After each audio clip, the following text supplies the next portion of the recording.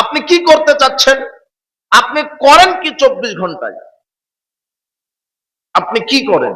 ইসলামকে বাদ দিয়ে যদি অর্থনীতি, সমাজনীতি, রাজনীতি, সংবিধান, আইন, বিধান মানুষের তৈরি করা মতবাদে আপনি চালান, তাহলে আল্লাহ বলছেন তার থাকার জায়গা পরকালে জাহান্নাম। তার থাকার জায়গা কি?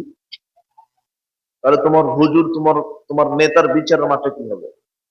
তোমার নেতা, তোমার হুজুর মনে করেছে যে হজ মৌসুমে শুধু হজ করবো মক্কাতে, আর মসজিদে সালাত আদায় করবো, শত শত মসজিদ নির্মাণ করবো, এমনিতেই জান্নাত। ব্যাস, জান্নাত কি পড়ে আছে নাকি? সব ক্ষেত্রে আল্লাহর বিধান, আল্লাহ একটা সিস্টেম দিয়ে দিয়েছেন। আপনি কি করবেন সেখানে আল্লাহর বিধান আছে।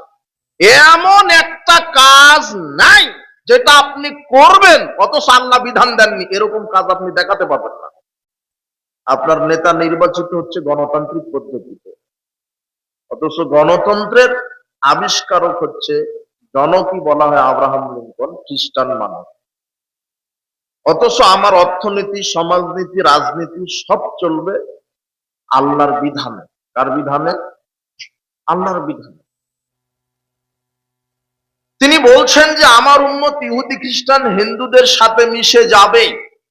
সব ক্ষেত্রে আপনি দেখেন মুসলমান তাদের নীতি মানে, মুসলমানের কোন নীতি নাই। শিক্ষা ব্যবস্থাতে নাই, রাজনৈতিক ব্যবস্থাতে নাই, অর্থনীতি ব্যবস্থাতে নাই, সামাজিক ব্যবস্থাতে নাই। যদি থাকে তাহলে দেখান। সব ক্ষেত্রে কাদের বিধান আছে? ইহুদি, খ্রিস্টান। আর যারা মানছে তারা কেউ কোনো হিন্দু নয়, সব মুসলমান। যারা এদেশে ব্যাংক পরিচালনা করে, হুজুর হোক আর হাজি হোক, গাজী হোক, সেও মুসলমান, অথচ সুদী অর্থনীতি। যারা রাজনীতি করছে তারা গণতান্ত্রিক পদ্ধতিতে রাজনীতিতে নেমেছে, অথচ রাজনীতি হলো খ্রিস্টানদের তৈরি করা এই গণতন্ত্র পদ্ধতি। গণতন্ত্র আর ইসলাম, আমি ইসলাম মানে কতটুকুন কি বুঝেছি? ধর্ম মানে শুধু সালাত, সিয়াম, হজ, যাকাত বুঝেছি? জি না। ধর্ম মানে সালাত, সিয়াম, হজ, যাকাত শুধু নয়। ইসলাম মানে সালাত, সিয়াম, হজ, যাকাত শুধু নয়। ইসলাম মানে আল্লাহর দিন, মানে একজন মানুষ তার জন্ম থেকে মৃত্যু পর্যন্ত যা কিছু করবে সেখানে আল্লাহর বিধান অনুযায়ী করবে, এর নাম হলো ইসলাম, এর নাম হলো দিন। কিন্তু আমি শুধু বুঝেছি যে ইসলাম দিন মানে সালাত, সিয়াম, তাসবিহ, তাহলিল করা, আর কোরআন মাজিদ তেলাওয়াত করা, হজ মৌসুমে হজ করা, রমাদানে সিয়াম পালন করা। জি না। আল্লাহ বলছেন ইয়া আইয়ুহাল্লাযিনা আমানু উদখুলু ফিস-সিলমি কাফা, হে বিশ্বাসীগণ, তোমরা ইসলামের মধ্যে প্রবেশ করে পরিপূর্ণভাবে। পরিপূর্ণভাবে ইসলামের মধ্যে আল্লাহ প্রবেশ করতে বলছেন, এটা হলো দিন। ইন্নাদ দীনা ইনদাল্লাহিল ইসলাম, আল্লাহর নিকটে সবচেয়ে মনোনীত নির্বাচিত দিন, জীবন বিধান হলো ইসলাম। ওয়া মা ইয়াবতাগি গায়রাল ইসলামি দীনান ফালা ইউকবালা মিনহু ওয়া হুয়া ফিল আখিরাতি মিনাল খাসিরিন। তার ইসলামকে বাদ দিয়ে অন্য কোন মতবাদে রাজনীতি, অর্থনীতি, সমাজনীতি সবকিছু চালাবে, ইসলামকে বাদ দিয়ে তারা বিচার মাঠে জাহান্নামীদের অন্তর্ভুক্ত হবে। এই কথা আল্লাহর বক্তব্য। ইসলামকে বাদ দিয়ে যদি অর্থনীতি, সমাজনীতি, রাজনীতি, সংবিধান, আইন, বিধান মানুষের তৈরি করা মতবাদে আপনি চালান, তাহলে আল্লাহ বলছেন তার থাকার জায়গা পরকালে জাহান্নাম। তার থাকার জায়গা কি? তাহলে তোমার হুজুর, তোমার নেতার বিচারের মাঠে কি হবে?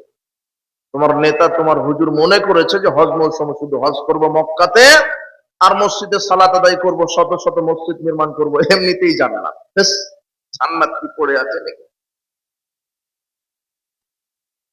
সব ক্ষেত্রে আল্লাহর বিধান, আল্লাহ একটা সিস্টেম দিয়ে দিয়েছেন। আপনি কি করবেন সেখানে আল্লাহর বিধান আছে। এমন একটা কাজ নাই যেটা আপনি করবেন অথচ আল্লাহ বিধান দেননি, এরকম কাজ আপনি দেখাতে পারবেন না। আপনি কি করতে চাচ্ছেন? আপনি করেন কি 24 ঘন্টায়? আপনি কি করেন? আপনি কি কৃষক? তো আপনি তো জমি চাষ করবেন।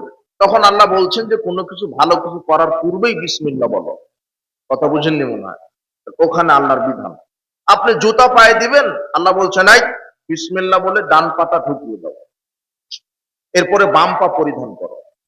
খোলার সময়তে বাম পা আগে খুলো, ডান পা পরে খুলো। আপনি যে জুতা পায়ে দিবেন, এখানেও কার বিধান? আপনার। পোশাক গায়ে দিবেন, আল্লাহ বলছেন এই ডান হাতল আগে ঢুকে দাও, এরপরে দোয়া বলো আলহামদুলিল্লাহিল্লাযী কাসানি হাযা ওয়া রাযাকানি মিন গায়রি হাওলিন ওয়ালা কুওয়া। এটা পোশাক গায়ে দেওয়ার দোয়া। আপনি ঘুমাতে যাবেন, বলো আল্লাহুম্মা বিসমিকা আমুতু ওয়া আহইয়া। ঘুম থেকে উঠবেন, আলহামদুলিল্লাহিল্লাযী আহইয়ানা বা'দা মা আমাতানা ওয়া ইলাইহিন নুশুর। আপনি পেশাব পায়খানায় যাবেন, বিসমিল্লাহ আল্লাহুম্মা ইন্না আউযু বিকা মিনাল খুবুসি ওয়াল খাবাইস।